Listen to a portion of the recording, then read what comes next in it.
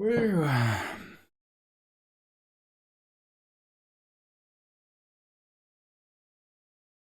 stream is unstable for some reason. Wow.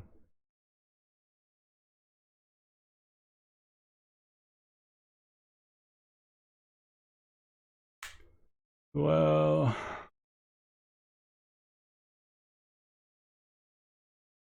I guess I can start reading a story, and by the end of it I'm just gonna finish streaming because I'm very tired myself.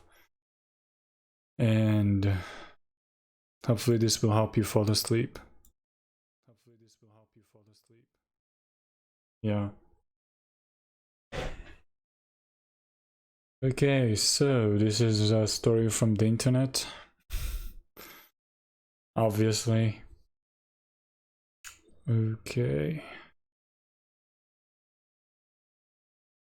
This is not sure which genre this is, but yeah. Let me just pop out my chat.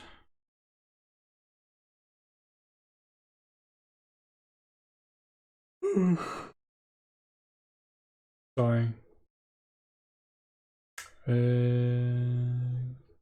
Can't really pop out my cheat.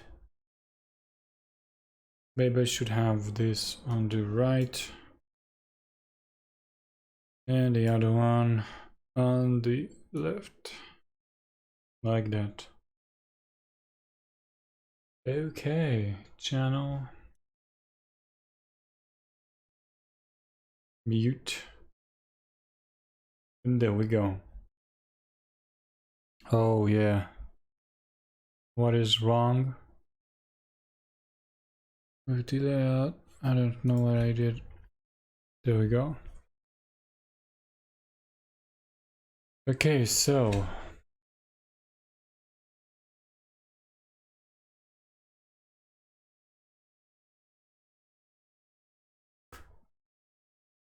let's go. No forwarding address. The traffic ticket was the last straw. For the most part, Casey loved her little bungalow. It was the perfect size for her and walking distance from the train. A small locally owned supermarket and a great mom and pop breakfast diner. Yeah, this is my first time doing this, so bear with me. The only problem was that a string of previous tenants had left their mark in the DIY projects of dubious quality. And the buckets of mail they still received at Casey's address. Monica Valco was the worst one. For all the other ghosts of tenants past, Casey only received ad mailers and the occasional request for a charity donation. But for Monica Valkov, she always got serious stuff. Envelopes that clearly contained hospital bills or insurance policies, even the occasional package. It was almost as if Monica Valkov had never bothered to tell anyone she didn't live there anymore. Usually Casey just wrote "Return to sender" on these things and silently wished Monica Valkov the best of luck getting her stuff. When the bright red envelope from the Traffic Enforcement Division arrived at her mailbox announcing that she'd run a red light equipped with an automated camera, which caused Casey to spiral into a minor panic attack, and it turned out to be addressed to Monica Valkov. She decided she had enough. It had been her house for nearly 5 years at this point. It was time for Monica Valkov to take some responsibility and start updating her address. Casey had never actually met the woman, though after receiving so much of her mail, Casey certainly felt like she knew her. All Casey actually knew about the mysterious former tenant was what the landlord had told her in passing, which was that Monica was an overnight nurse at a local nursing home. But that was enough. That evening, she called the nursing home and asked for Monica Valkov.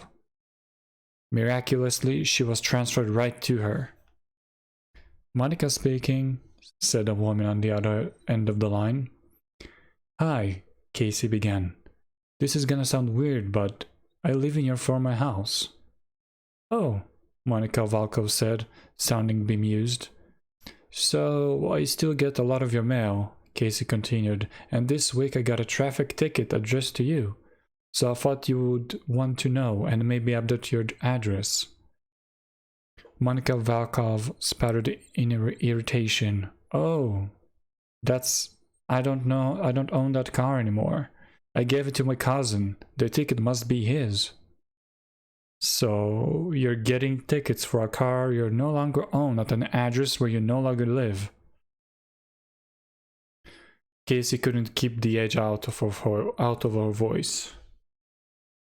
Sorry. She wasn't great at adulting herself, but this was a whole new level of apathy. It sounds like it might be a good idea to contact the DMV and, update your information. Please don't call me at work again, Monica Valkov snapped. Casey heard her slam the phone down and the call ended. Casey grabbed a Sharpie and wrote, "Return to sender," on the traffic ticket in the biggest letters possible. Going over each line in a few extra times so it was nice and dark. I hope they hunt you down, Monica Valkov, she thought spitefully as she dropped it back in the mailbox. The next morning, Casey was awakened by a loud crashing noise and rushed into the living room to discover that her cat, Snickers, had knocked her tablet off the arm of the couch, sending it crashing to the ground and cracking the screen. Well, it isn't that great. Wait, no. Well, isn't that just great, Casey thought. She'd wanted to upgrade anyway, she just didn't have the money at the moment. When she returned home from work the next day, to her surprise there was a package on the doorstep. Casey was sure she hadn't ordered anything, so its presence was mystifying. Enthralled, she took the package inside immediately and ripped the box open. Inside was a brand new tablet. Just the one she'd wanted, too. Casey was stunned. She would have definitely remembered ordering a replacement for her broken tablet. Just in case, she checked her bank balance. No recent purchases of this size. Then how? Was it a gift? She didn't recall mentioning the mishap to any of her friends. Puzzled, she checked the packaging for a clue and discovered the answer. The package was addressed to Monica Valkov. Fuck. Anger bubbled up inside her. You know what? Casey said to herself, if Monica Valkov can't be bothered to forward her mail for 5 years after moving out, it's her fault. I'm keeping that tablet. She resolved as payback for giving me that scare with the traffic ticket. After all, she reasoned, it showed up at my door just when I broke the other one. I meant to keep it. 2 days later, Casey was tearing apart her kitchen, looking for the beaters for her electric hand mixer. She checked every drawer and cabinet, but she could only find one of the two. 2 days after that, another package for Monica Valkov was waiting for Casey when she arrived home. This is getting ridiculous, Casey thought, bringing in the package and tearing it open rather forcefully.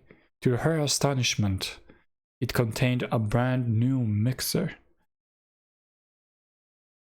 Over the next few weeks, Casey felt no qualms about opening any of Monica Valkov's packages. Now that she was opening them rather than just sending them back, though, Casey was beginning to notice a pattern, and it unnerved her a bit. The packages always seemed to contain something she needed, and always exactly when she needed it to show up. when Snickers used her desk chair as a scratching post. 3 days later, a massive box was sitting on her doorstep containing the latest in ergonomic setting. When the sound went on the TV... when the sound went out on the TV, within a week, a new sound system, complete with subwoofer, arrived for Monica Volkov. She hadn't even known she would need the voltage tester when it showed up. But the next time she turned on the light in the laundry room, she discovered that the poorly DIY'd light fixture in there was no longer working and would need a replacement. A new pair of sneakers when she couldn't find her new ones, or old ones. Some grey sweatpants in exactly her size. 6 gallons of apple cider vinegar. That one remained completely inexplicable. All delivered to Casey's address for the mysterious Monica Volkov. When the box of kitchen trash bags arrived, just as Casey used the last one, she was starting to freak out a little. At her wit's end, she called the nursing home once again that evening and asked for Monica Volkov. Unlike last time, after a few moments on hold, the woman who'd answered the phone picked up again without transferring Casey to Monica Volkov. Monica says she asked you not to call her again.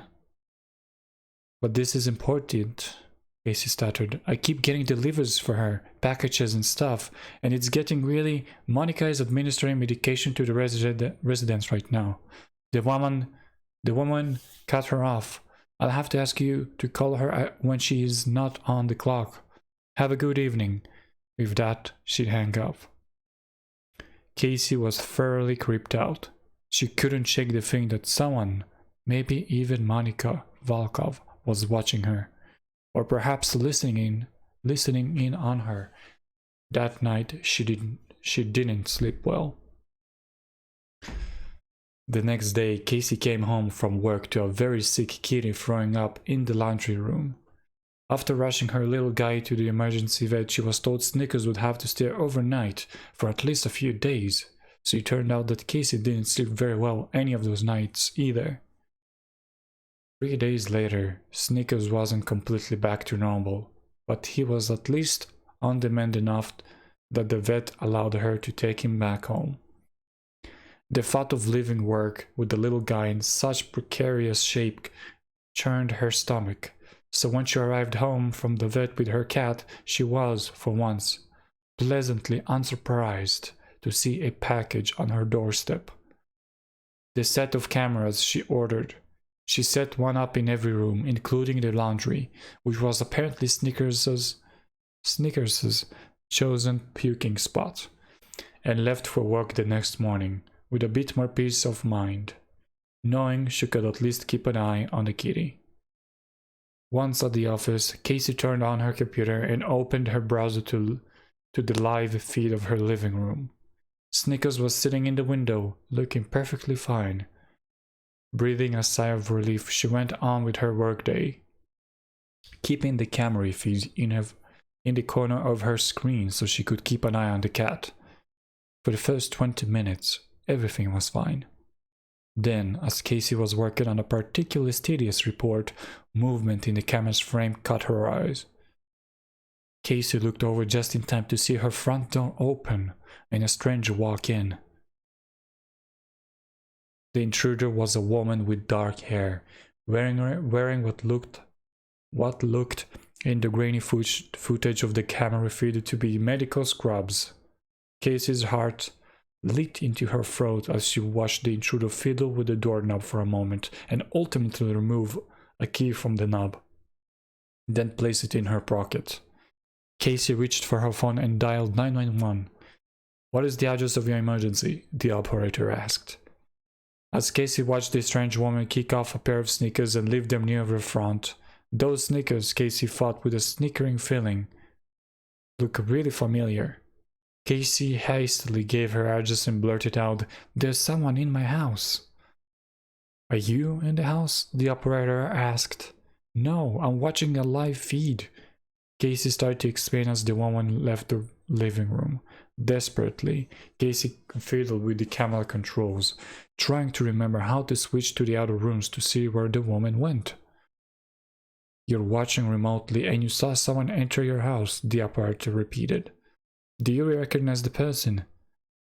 No, Casey said. She let herself in through the front door with a key, but I don't know how she got it. It's not anyone I know. The woman reappeared in the living room with her scrubs folded over her arms, now wearing one of Casey's t-shirts and a pair of sweatpants that had arrived from Monica Valkov.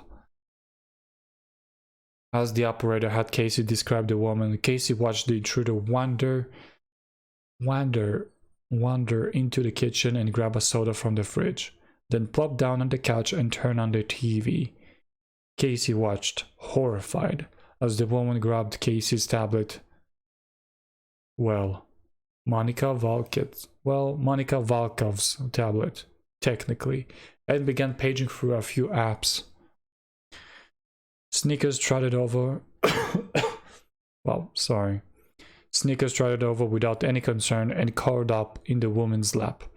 And she petted the cat absently, and she lounged around in Casey's living room like she owned the place. We have dispatched an officer, the 911 operator told Casey, with a warning to keep her phone handy so that the phone police could call her back with an update. All Casey could do was watch anxiously from her desk as she waited for their arrival. The woman had finished her soda. Casey watched her turn off the TV, pat Snickers a few more times, and yawned sleepily.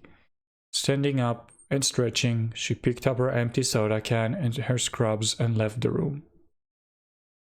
Casey flicked through the camera feeds until she found the woman again in the kitchen, tossing her soda can in the trash. Then she headed out of the kitchen toward the back of the house.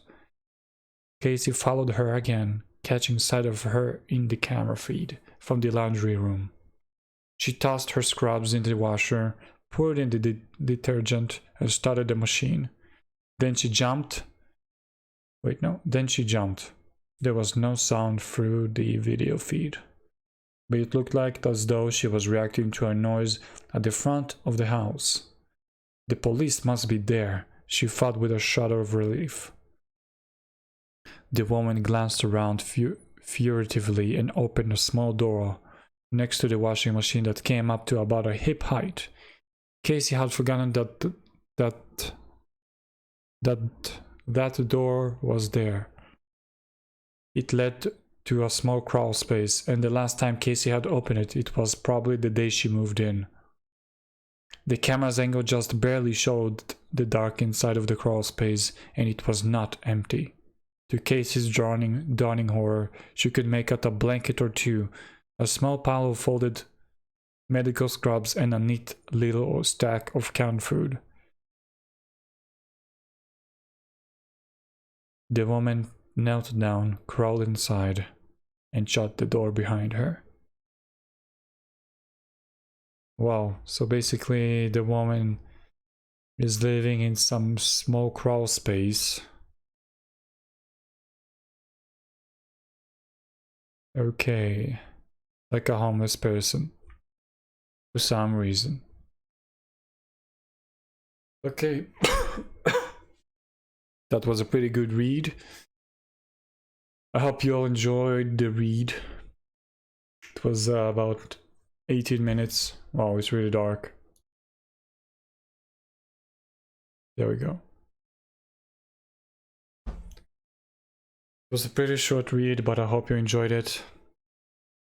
I'll do probably read more tomorrow. Maybe I'll read some creepypasta, why not? And yeah, this is something that I really enjoy doing, so if you ever want to sleep, you want to fall asleep to something, you want to fall asleep to a bedtime story, this is the channel. And I hope you have a good night, good day, good evening, good afternoon, or good morning if you're falling asleep very early in the morning. I hope you're gonna have a good day. Anyway,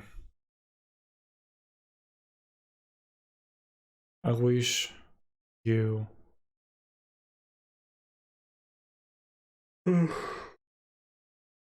Some good sleep. Goodbye.